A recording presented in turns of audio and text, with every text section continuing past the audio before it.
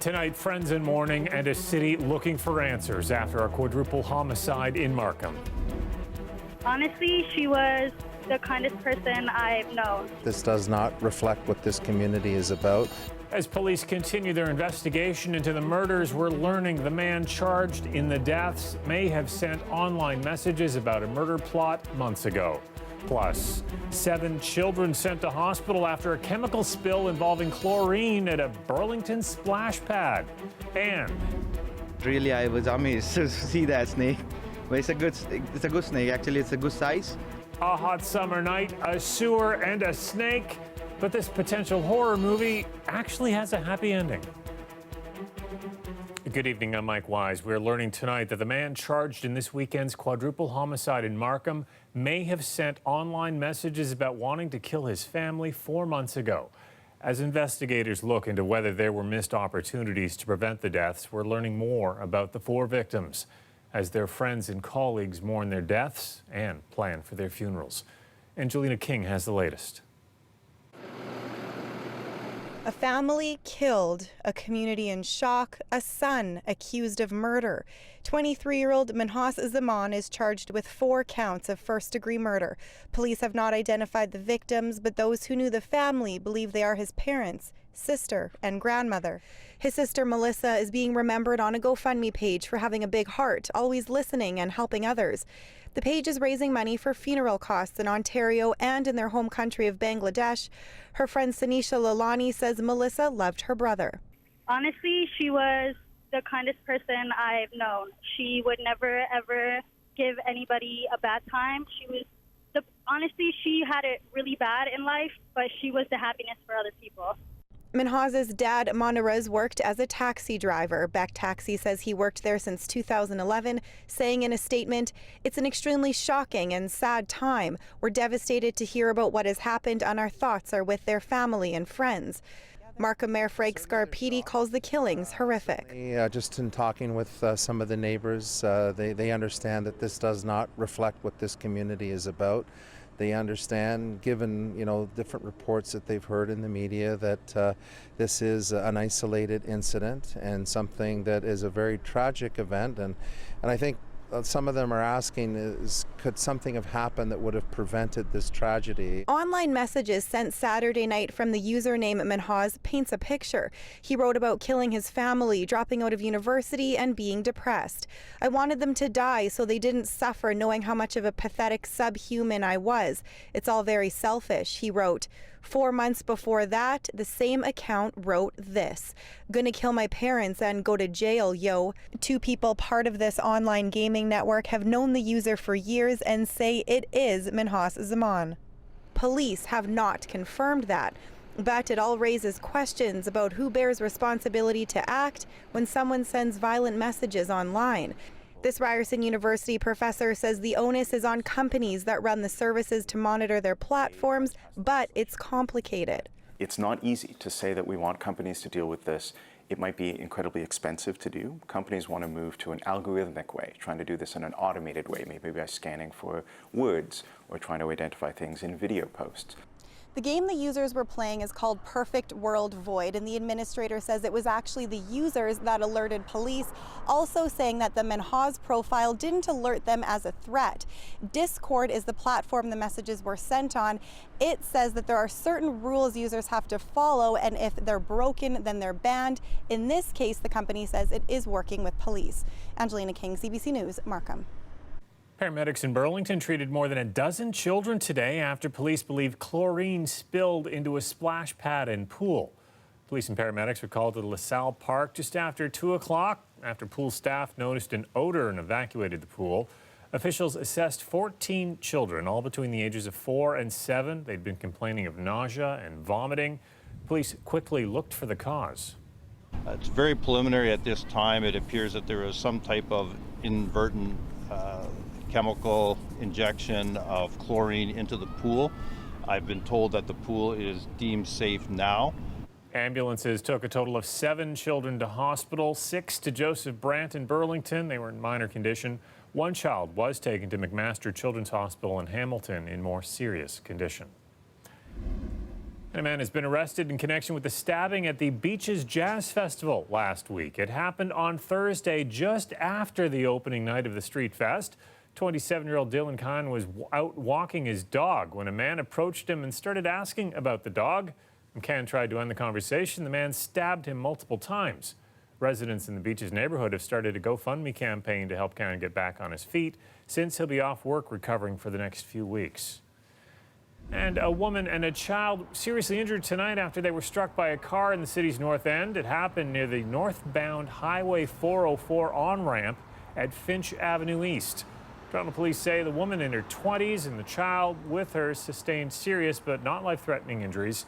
Roads in the area have since reopened. And rallies took place at legal clinics across the province today, part of protest against cuts to Legal Aid Ontario.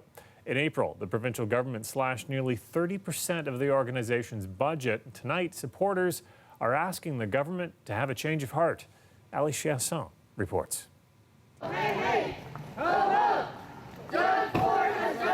Today's the day of action. Community legal clinics across Ontario marching to the same beat, chanting the same chants. Lives are at stake, they say. People not having their voices heard in the courts, at the Landlord and Tenant Board, in the legislature, in the streets, where these clinics have really showed their ability to get things done for poor people. In April, the Conservative government slashed nearly 30% of Legal Aid's budget, and the organization could no longer use provincial funds for refugee and immigration cases. With the legal aid cuts, it's not just about cut the services, it cuts the advocacy capacity, which is the most needed in our Chinese community. The Chinese and South Asian Legal Clinic brought letters from their clients right to Premier Doug Ford's constituency office. Here's how that went. All I can do is take the materials. We are very concerned about the cuts in legal aid and its impact on our communities, whether it's Chinese, Black, South Asian I don't want workers. to be recorded. Thank you very much. But I will take the material. Raymond Cho, you can't be hiding. Letters were brought to MPP Raymond Cho's office by clients of the Scarborough Community Legal Clinic. I will put these letters of ours in his mailbox outside his door. It's more than insulting. It is creating and putting up a barrier between this government that he represents and the people that are here today. And in Parkdale, it's almost moving day for Canada's oldest and largest legal aid clinic. At the very present moment, we are having to lay off staff and to have reductions in hours and having to move to space that is inaccessible to the community. The church basement they're moving into doesn't have an accessibility ramp for their clients with mobility issues. We're asking Premier Doug Ford, as well as our Attorney General Doug Downey, community members, leaders, to say no. Say no. We believe these cuts are wrong, and to speak out and to ask for the reversal. We are here legitimately to bring to his attention the dire needs of the community, the downtrodden. So we just heard back from Attorney General Doug Downey's office, and they say, quote, "We are working with partners in Ontario's legal aid system to protect what matters most by ensuring that in Ontario's dire fiscal situation, every available dollar is dedicated to frontline services rather than outdated bureaucracies and unchecked windfalls for lawyers." No mention of a reversal. Ali Chiasson, CBC News, Mississauga.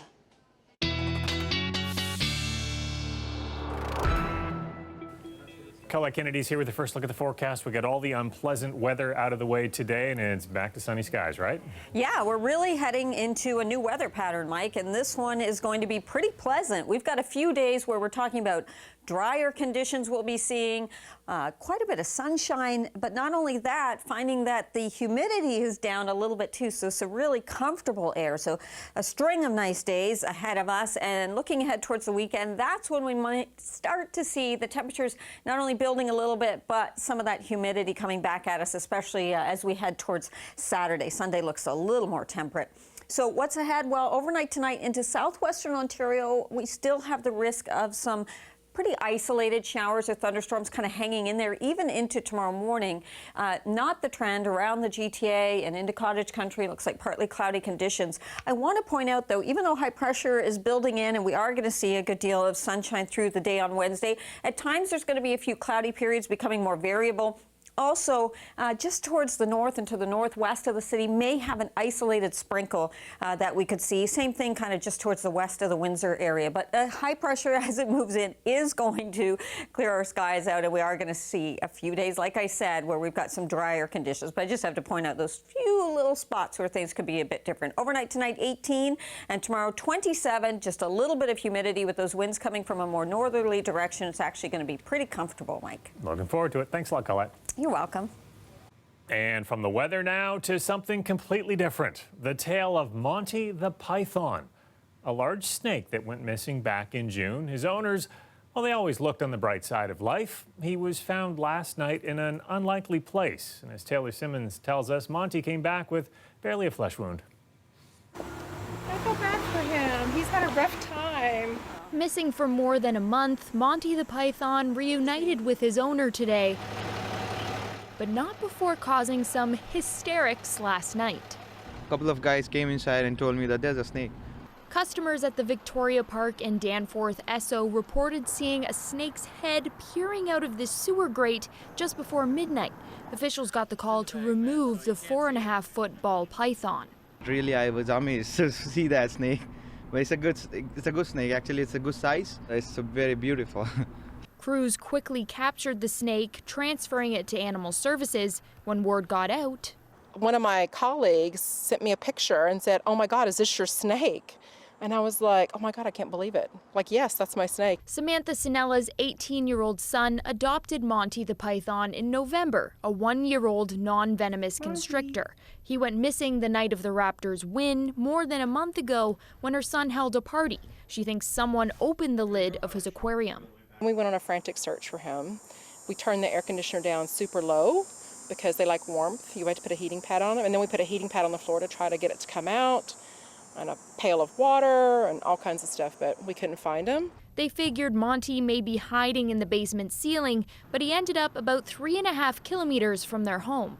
I'm very thankful to the people who found him, who didn't harm him. I'm glad to know he's okay. We were really worried. Curled tightly in a ball earlier today, Monty relaxed back at home, took a bath. I got some rats for you. And had a snack. Sinella says she's thinking she could turn the story into a children's book. Maybe what he did when he was on his adventure, if he stopped at the Circle K and got a slushie or whatever. I think that would be cute. In an email, Animal Services said pet owners have no obligation to report their pet missing, but it is encouraged. They also said snakes are legal pets in the city. They just can't pass 9 feet long or be venomous or poisonous. Taylor Simmons, CBC News, Toronto. It's a case that's so well known, police say they're still receiving tips 34 years later. This case has not been forgotten in Toronto. It's never been forgotten in Toronto since this happened. I'm Talia Ricci, and coming up, an age-enhanced photo is the latest appeal to the public in the 1985 disappearance of 8-year-old Nicole Moran.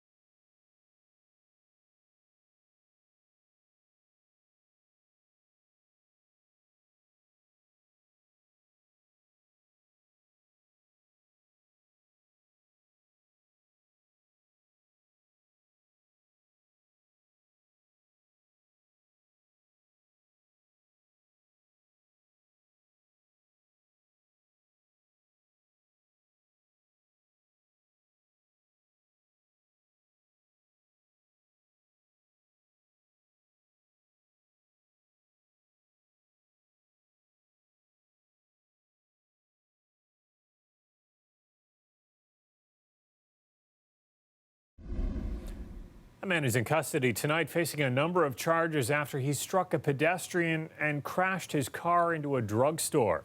You can see the extensive damage caused to the Shoppers Drug Mart at Yonge and Carlton. Police say the man's vehicle hit several cars before hitting the store. The driver also struck a 50-year-old man near Bay and Gerrard. Paramedics took him to hospital with a head injury. Police eventually found the driver near Dundas and Elizabeth. The 31-year-old is facing numerous charges, including impaired driving causing bodily harm. Well, even though more than 3 decades have passed, Toronto police say the case of Nicole Morin is still on their minds. It was 1985 when the then 8-year-old girl left her apartment on the West Mall in Etobicoke. Today, the Missing Persons Unit put out an age-enhanced image of Nicole, hoping there's still a chance they might find her. Talia Ricci reports. A new image. But it's a matter of getting that right tip that's going to lead us to where we need to be to resolve this case. Another appeal to the public. I would appeal to anyone who knows the whereabouts of my daughter Nicole to please come forward. And a reminder of the passage of time. By releasing the photo, we certainly keep her top of mind and I think keep her memory alive. And I'm hopeful. I'm hopeful that one day we'll have the answers. At 6 a.m. this morning, a full-scale search for Nicole Morin resumed. It's all family and police ever wanted. Answers. Melissa Elaschuk walked to school with Nicole Morin and looked up to her. Today, working for Toronto police, she's reminded of losing her childhood best friend daily. I have a newspaper cutout that I've kept with me all these years, and I keep it in my locker. And it's a constant reminder, obviously, of what might have happened to her. And we used to swim a lot together and hang out in front of the building on the grates. It was great, really good memories. 34 years later, police say this composite photo of what Morin might look like now won't match reality perfectly. There's certain things that don't change, like their eye color, the shape of their nose, kind of the shape of the mouth, and their overall look. They wait for the phone to ring. Gallant reflects on resources that weren't at their disposal in 1985. Amber Alerts, effective surveillance video, social media. But now they're using modern tactics to try to crack the cold case. It's been years of paper flyers, reenactments, and media campaigns, and he says it's still worth it. I get a number of tips pretty much every month on the Nicole Morin case where people are phoning in or emailing in using Crime Stoppers, giving potential information. Does it ever weigh on the minds of police that so much time has passed and that there hasn't been any breakthroughs? Yes, it does. It's saddening to us that we haven't been able to locate her, haven't been able to reunite her with her family. I think in a way it kind of shattered the innocence of society back then. I think everybody who's ever seen that picture of 8-year-old Nicole always remembers it. And the hope today is that someone, somewhere, may recognize who she might be now. Talia Ricci, CBC News, Toronto. Well, still to come, the story of how Mercedes, the obese dog from Thailand, is getting a new, healthier life here in Canada, and the special connection she has to her foster parent. That's later in our newscast.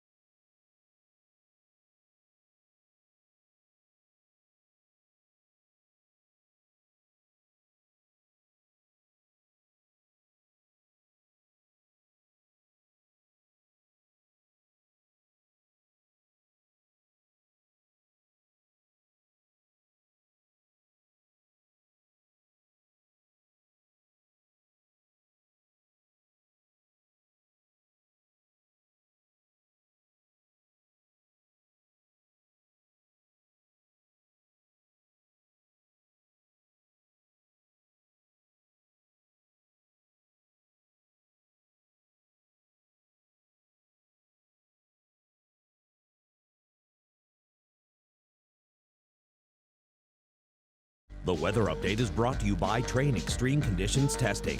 It's hard to stop a train, really hard. Train, the most reliable heating and cooling brand.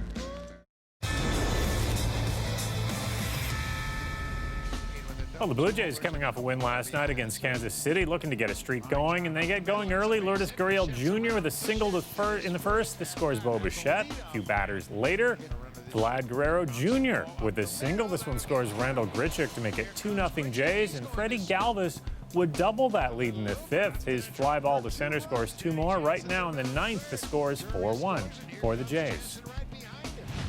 And another gold medal performance for Canada's Ellie Black at the Pan Am Games in Lima, Peru, placing first in the vault event. It's her second gold of the Games after defending her women's all-around title yesterday. She then ended the day with another medal, her fourth of these games, a bronze in uneven bars. Canada has 41 medals, including 8 gold.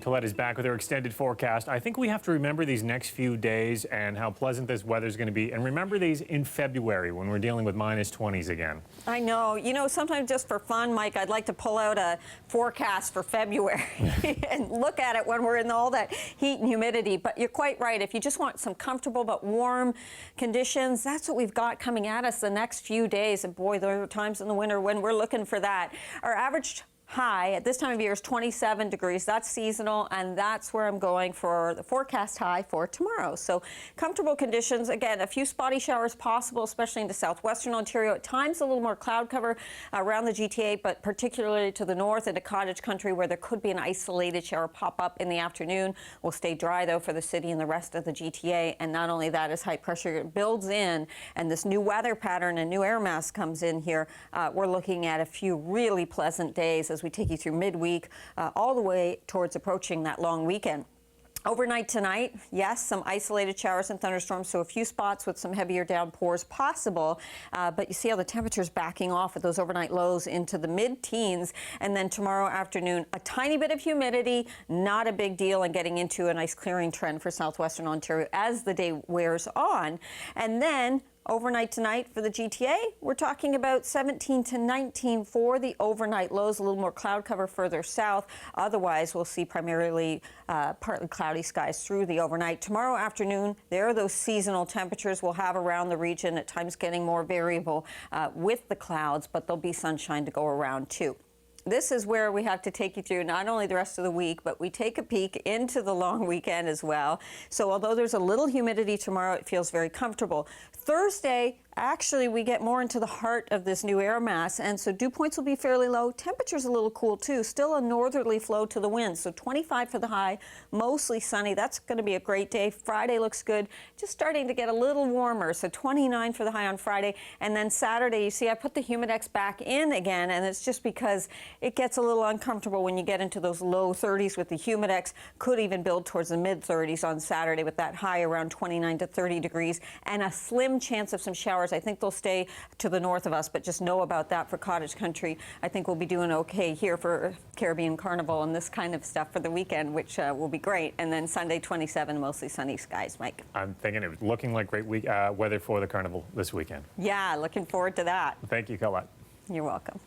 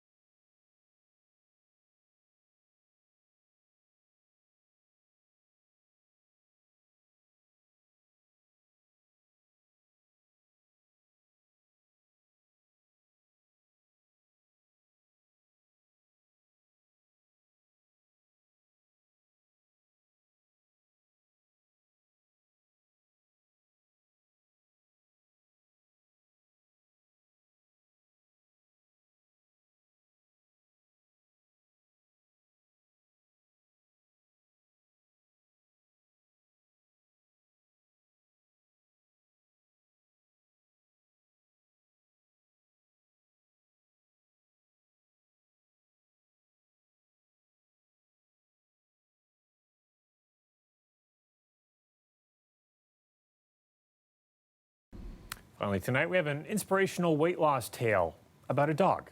She's traveled across the ocean to Ottawa, where she'll soon undergo a procedure to remove excess skin. This is Mercedes, the dog when she was at her heftiest. Her owners in Thailand died, and other food vendors stepped in to feed her. Well, good intentions, but all that fried street food quickly added up, and Mercedes' weight hit a whopping 120 pounds. But about a year ago, she was taken into a foster home and was able to lose about half that weight. Then came the next obstacle for Mercedes, all that excess skin. When the owner of the foster home reached out for help, an Ottawa woman answered the call to help bring her to Canada. She was somehow able to raise money to fly Mercedes to Ottawa, where a local vet has agreed to do the surgery to remove that excess skin. They'll probably take at least 2 surgeries, one for her back end and then 1 or 2 for the sides. You know, we can help all these sweet animals from all over the world, and they're all deserving of a better life. Fundraising is now underway to cover the costs. Once the dog recovers, she won't be flying back to Thailand. Volunteers will be working to find her a new home with a new foster home here in Canada. Before we go, this Thursday is Emancipation Day in Ontario. That marks the end of slavery in the British Empire. It helped launch the Underground Railway into Canada. And tomorrow on Metro Morning, we're going to be hearing from some of the people riding the Emancipation train tomorrow night. That's a special subway ride from Union to Shepherd. You can hear about that tomorrow at 8:20 on Metro Morning on CBC Radio 1. I'll see you back here tomorrow night at 11. Good night.